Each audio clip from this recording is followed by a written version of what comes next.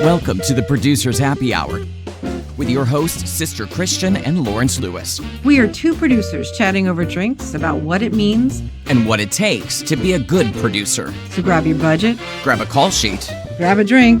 You're gonna need it. And let's get to it. Because making is hard. If there is somebody that needs a drink this week, it's definitely me. I don't know about you, sister, but it's well-deserved. I have only been drinking this week. I've been bathing in alcohol, drinking alcohol. I've been doing it all. So that is good to hear. I'm not alone. But you know what? Today we are going to start our Meet the Staff series. You know, I love a series. I love a program. I mean, Meet the Staff series. You and series are like brothers, I would say. Where we talk to the staff that hires us at all the various production companies we work for. We're going to find out their definition of a good producer. Plus, we want to know what a head of production looks for in a producer as well. And so today, we're chatting with Krysia Johnstone. Welcome, Krysia. What are you drinking? I have a nice can of Modelo open for this afternoon. Well, that is perfect. Sister, what about you? Well, so, I'm on this kick of Wonder, which are these new weed drinks. Right. And so this is only 2 instead of 5. And if y'all drink weed drinks, you understand what 2 means. But this one gets me through the day because it's morning for me. And my anxiety level is high. So it just takes a little edge off and you don't smell like alcohol. And this particular one, there you go. Little pro tip. This particular one is grapefruit hibiscus. Oh, well, that sounds charming. I'm just having a little glass of rosé. That's tied me over for the day. Well, it is still daylight, so. Yes. All right, we're going to dive in and talk to a head of production. But first, a reminder to rate us and review us on Apple Podcasts because it helps others find the show, people like you. And trust me, we all need to stick together these days. Also, we definitely want to hear from you. So please email us at producershappyhour@gmail.com. Send us your questions, comments, ideas for show topics, your loves, your losses, your hates, your triumphs, all of it, because we would love to hear from you. And, we're definitely sticking together in this. So, yes, tell us all the stories. All right. We're excited to speak with Krysia Johnstone. She was lucky enough to grow up in the film industry at the age of 16 when she started PAing on her summer vacations. I did as well. It's really smart. She decided to make this her career in 2013 and worked as many jobs as she could, trying both union and non-union jobs, tabletop, cars, beauty, food, travel, and more. Then in 2018, she decided to leave us in the freelance world and took, like a lifestyle change and decided to be staff and took a job at Boomshot as their head of production. Welcome, Krysia. Nice to meet you. Thank you. Yes, welcome for coming in. And full disclosure, Krysia and I know each other kind of on the side. So, but we're going to keep it totally professional in this one. Absolutely. And correct me if I'm wrong, but you're related to Miles Johnstone. I am related to Miles Johnstone. He is my dad, and that's why I got the wonderful opportunity of starting in this industry at the age of 16. That's great. Well, I've worked with Miles many times. He's definitely on my top of my list for first AD. So please send him my regards. I definitely will. And I also would love for everybody to know, if you happen to be in New York, Sarah Gold does a fantastic impression of Miles. So anybody out there would like to give Sarah a ring and ask her to do it, I'm sure she would love it. I need to hear this, I think. All right. So obviously it said it in your bio, but you've done a lot of things before you were head of production. PAs on summer vacation. What else? Where did you go from there? Where'd you go from there and how did you get to head of production? So when I started at 16, everyone thought that I wanted to be in the AD department because my dad was in it, and they kept sticking me with like the second AD and being like, you do talent contracts. And I was like, this is the worst part of set I've ever been in. No, thank you. And so I kind of started to like shift more towards the office. I was like, I like this motorhome lifestyle, the paperwork, the organization. That's like much more me. So when I graduated college in 2013, I moved back to New York and I took a quick staff position at Epoch as like their in-house office PA. Got picked up by a couple of freelancers there who were like, come with us, you'll never have to look back. And from there, I kind of just stayed freelance office PA, production coordinator, production manager. Really loved the freelance lifestyle for a long time, and then needed a change of pace for a couple of reasons, and went staff at Boomshot just to see what that lifestyle was like. And what tell us about Boomshot. How big is it? How many directors do you have? Is it commercials or content, or give us the rundown? Boomshot is a small, fairly new production company, I would say. We work exclusively in commercials. We've just started doing a couple of promos and like trailers, I guess you would say. So we have a staff of about we're about 10 people in total. We actually don't have a director roster right now. We do mainly direct to client work, and then we hire out our directors. So like as we're bidding, we'll kind of work through some of our favorite freelance guys and ask them to make a treatment. We do have some in-house creative directors to kind of assist with this process. So one of them is a copywriter. So we do kind of run the gamut from clients coming to us and being like, we have everything sorted out, can you just execute it, to like, we have this idea, can you help us flesh it out, get the director, do everything, top to bottom. We also have an in-house post facility, so we're really able to like scale up and scale down depending on what they need. That's amazing. That's everything. I know they keep you busy because they have a couple of very large main clients. So why don't you walk us through a day in the life of an HOP? Okay. So briefly. I work on one of our main clients, which is the NASCAR account. And so most mornings I'm helping run that account very specifically, just from like an operational standpoint. Since we are a small company, I work very closely with both our EP and our head of operations, our managing director. So there's a lot of HR things that also have to get done on a daily basis for me. But generally speaking, there's normally one or two projects that are getting bid. So it's kind of working with the directors and working with my creative team to bid those out. Then in the afternoon, I am lucky enough to also have to do a lot of our wrapping at this point because we are a one-man show. And so I end up trying to process everything at the end of the day, which I know is not not the most normal thing for head of production, but basically it's kind of split between like bidding, wrapping, and managing our NASCAR account. I see. Oof. Wow. That feels like 3 or 4 hours. And then what do you do after that? Yeah. Kidding. Now, obviously, you work in very close collaboration with producers and production teams and production crew, putting people on hold and vetting people and onboarding them onto certain jobs. What do you see as being the most important thing that producers specifically contribute to the work your company does? I think there's kind of like two answers to this. I think that one of the most important things that they actually contribute or end up contributing is kind of like an energy or a vibe to the whole job and how it's going to run and go down, which I think is really important, especially for such a small company because we work so closely with them. I think that generally speaking, they're going to run the job. So I need them to be like really proficient in bidding and budgeting and just handling like our client on a daily basis. But I think, for me, one of the most important things is just like how they interact and work within the company, since we are so small and don't run everything as normally as a larger company might. Okay. On that note, how do you feel supported by a producer? Because, you when you're working with clients and you've got, some higher ups in the company that you report to, how do you feel what they bring to the table is supporting you and what you have to do and who you have to answer to? Yeah, I think I feel most supported by a producer who kind of comes in and wants to run the show, like a clean handoff.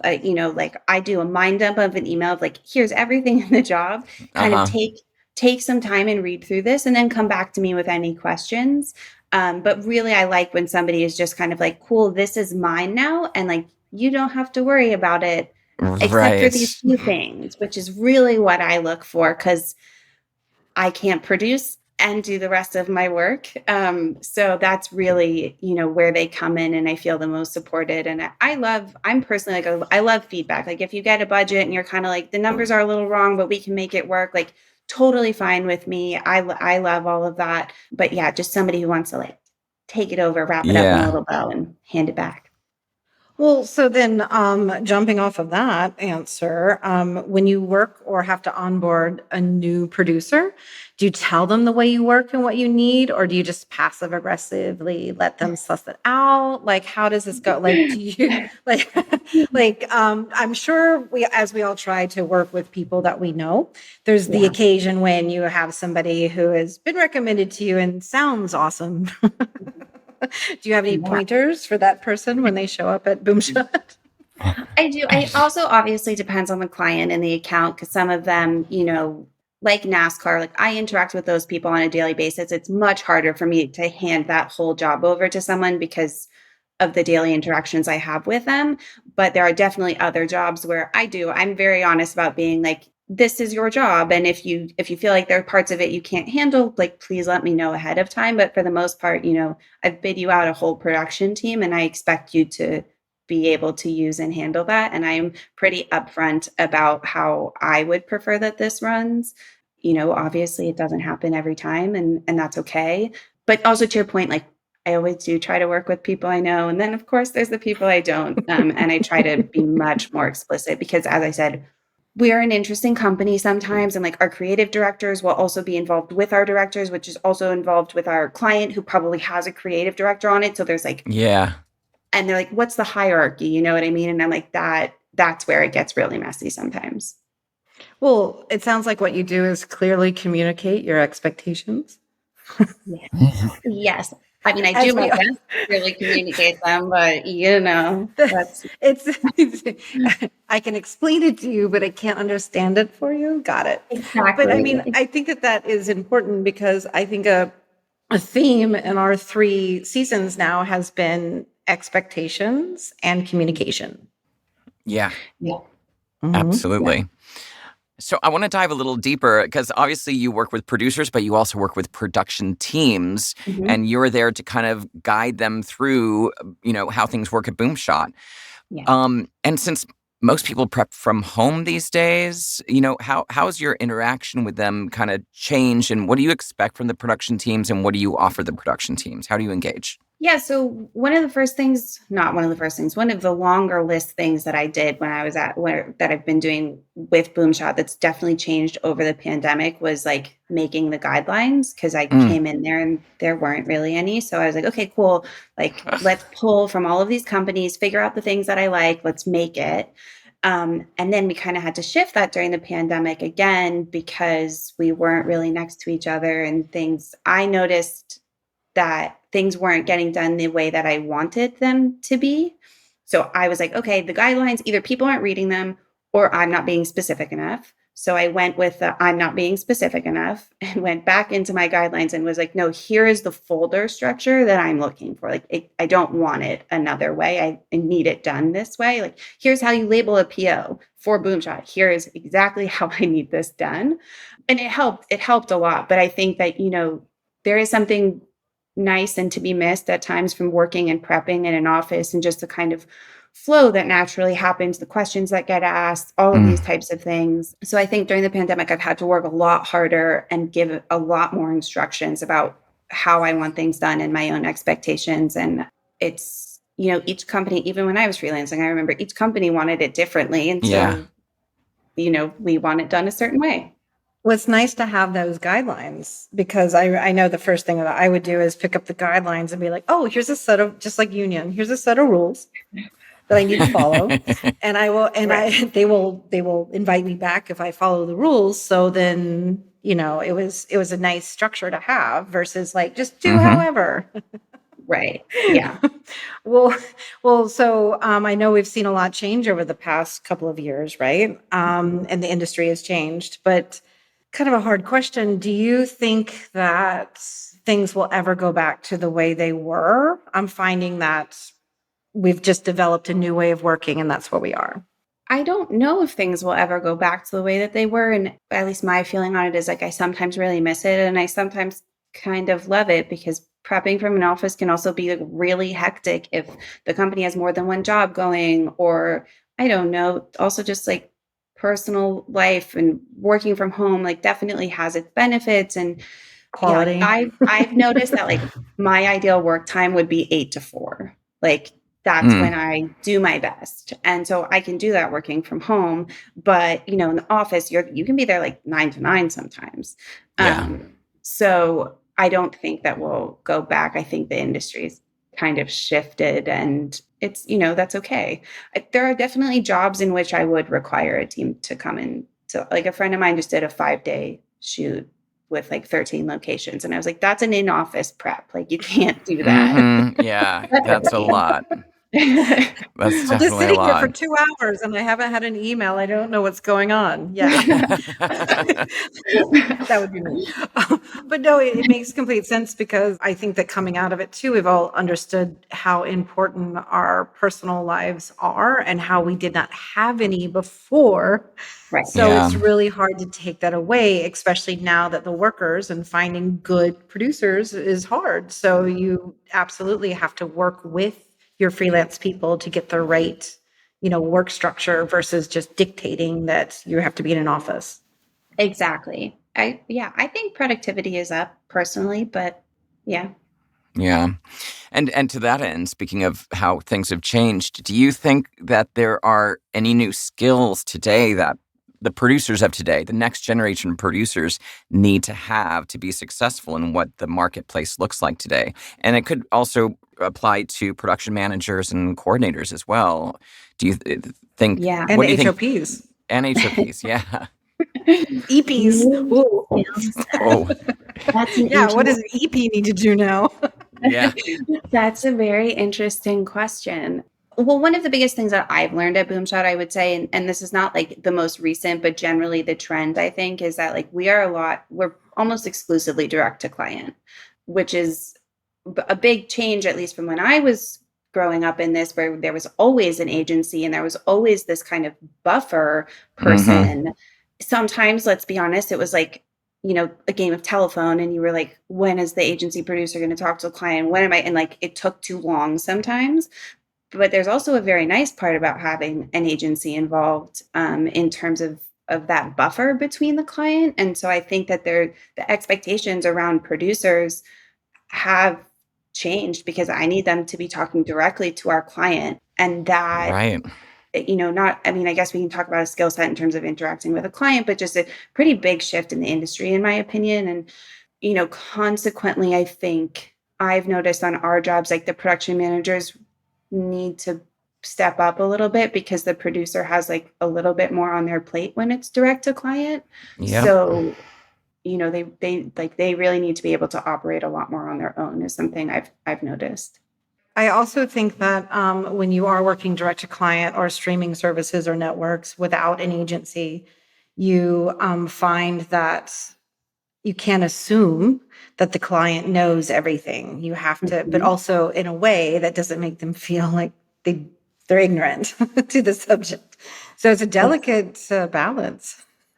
Right. Like all of a sudden the producer is an agency producer. Yeah. And that is And that's post-producer. 100%. They need to know how to talk through all of these things. Like the picture isn't going to look like that in post, but at least most of my producers that I hire, like don't really work in post. They can talk through it, but like Sure. they don't work in post.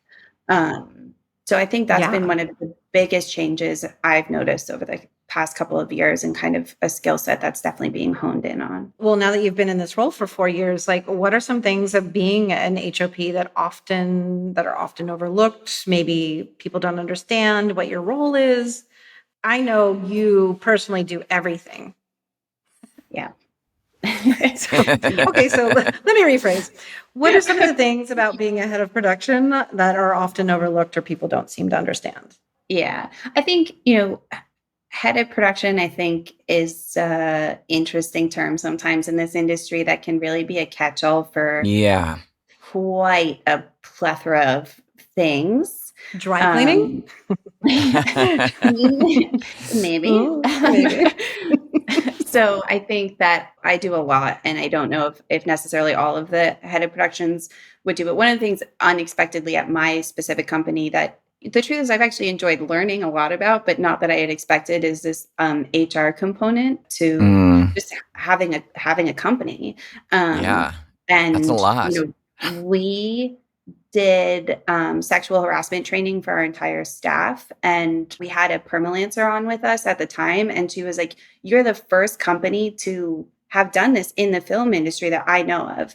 And so that was like a really interesting and kind of eye-opening experience for me, because I've never had to do that either. And so this HR component, I think for me, has been the biggest thing that I maybe didn't expect. Like the bidding, the wrapping, the POs, like that stuff I was all kind of like aware of would be in the realm of what I do. But I think this HR component was the most interesting part for me. Didn't you also advocate for benefits at your company? Or like you invented the benefit plan of your company because there wasn't one in place?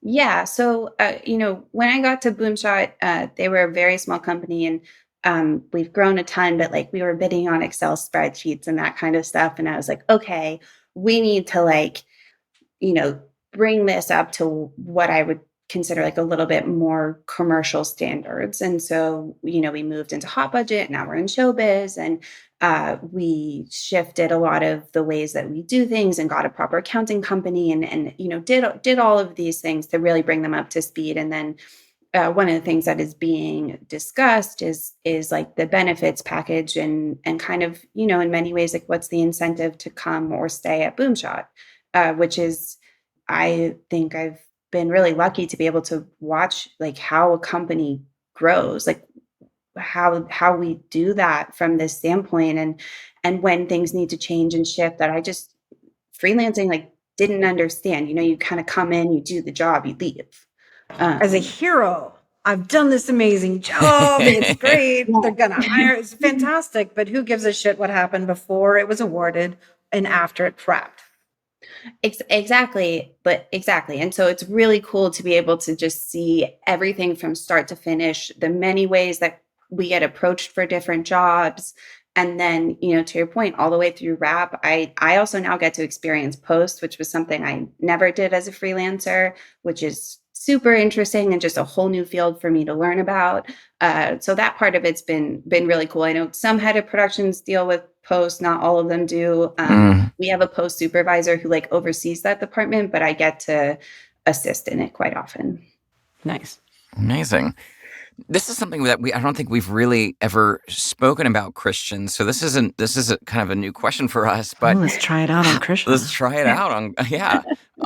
How do you like producers that you've never worked with to reach out to you and introduce themselves to you? Do you get much of that?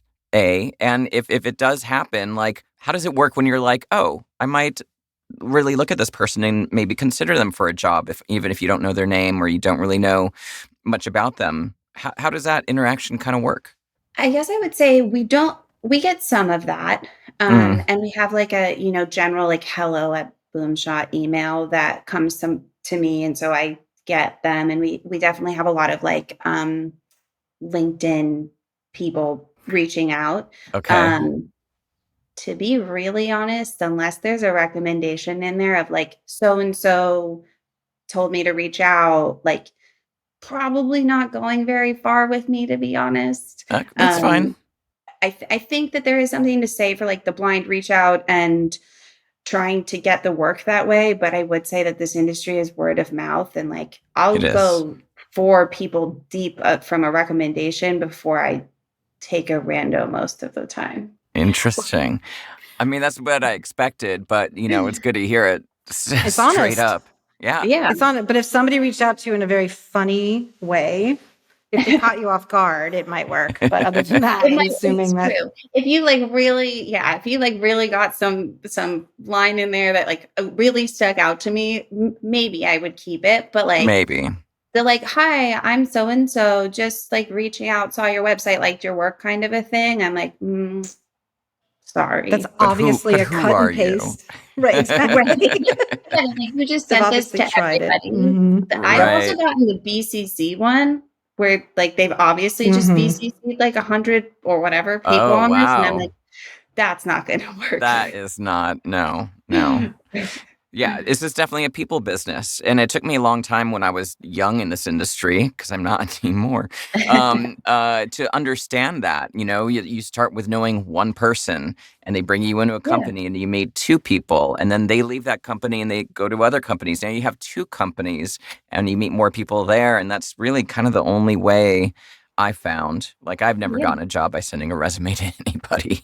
Exactly, and, like, that's the other thing about it, even talking about a resume, like, when you're freelancing, like, I Yeah. didn't get asked for my resume, and when somebody did, I was kind of baffled by that Like, question. I why was do you like, "I want think that's that? again" exactly, I was like, "My resume, like, didn't I get recommended by somebody? Like, isn't that Right. enough?"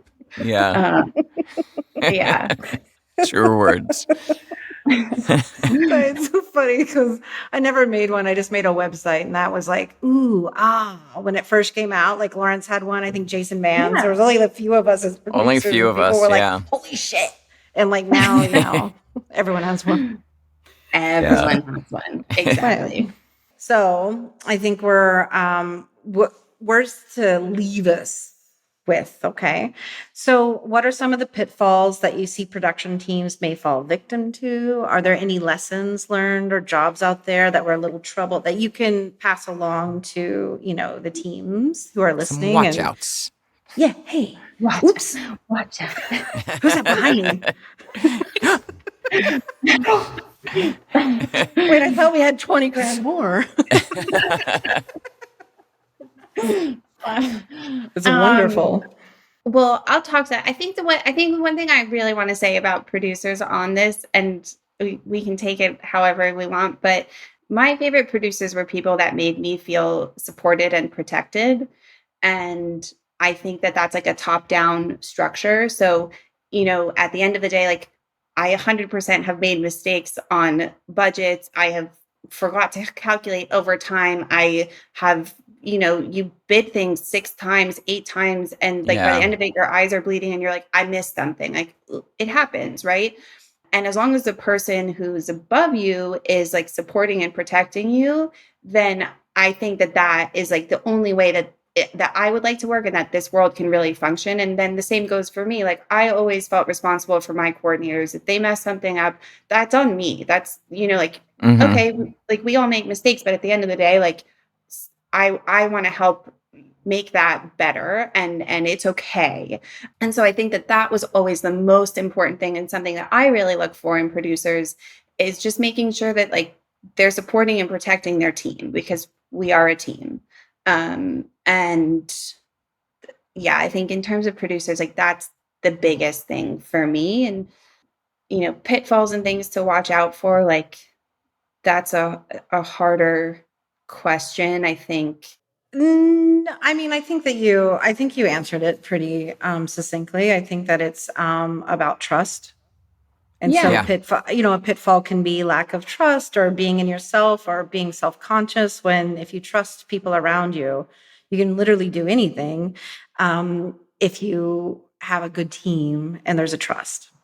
Yeah, there just has exactly. There has to be a trust, and if that's not there, then it's going to ruin the team pretty quickly. And I don't think those words have ever been said on this podcast, supported and protected, when speaking about a producer and what we do.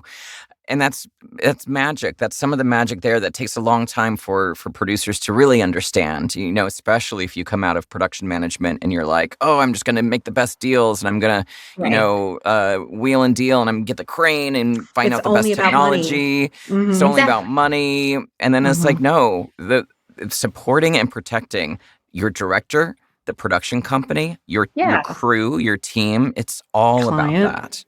The client, exactly. The creative. Yeah. Like, exactly. I just want to make sure that everyone felt, taken care of on the job, and we can all admit we can have some really negative experiences, and like, it's great when you feel taken care of. Exactly. Yeah. Oh. Well, that is a Charleston, lovely South way Carolina. Anyway. Uh-oh. I hear a war story. No, it's amazing how close you can get to your production teams whenever you are in a situation where you have to band together and support and protect each other because of circumstances that are happening. Some of my best friends in production are because we were on the hardest jobs together. Exactly. Yeah. Yeah. Krysia, thank you so much for having a drink with us today and chatting. What is the best way for people to get a hold of you? The best way will be my email. It's going to be my last name dot my first name at gmail.com. So it's johnstone.krisia@gmail.com.